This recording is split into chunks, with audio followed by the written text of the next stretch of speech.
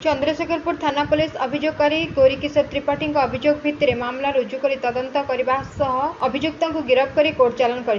सूचनाजोग्य जे गत 23/4/2024 तारिख राति अभियुक्त अभियोगकारी डमणा स्थित नवनिर्माण गृह किछि निर्माण सामग्री चोरी कर नहीं जाइथिले।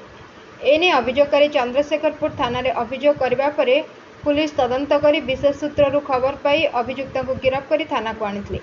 पचराउचरा बेले अभियुक्त निजर अपराध स्वीकार करने सह चोरी करिथिबा सामग्री को डमणा हाट और तलपड़िया तारिणी मंदिर निकट में भंगारीवाला को विक्रय करथिबा दर्शाइथिले। पुलिस उक्त घटनास्थल को जाइथिले और भंगारीवाला को काबू करने सह सेमानक हेफाजत किछि लुहा रड और लुहा एंगेल जबत करथिले। पचराउचरा बेले सेमान निजर अपराध स्वीकार करने सह किणिथिबा चोरी सामग्री को ग्राहक मानकु चढ़ा दर रे विक्रय करथिबा दर्शाइथिले।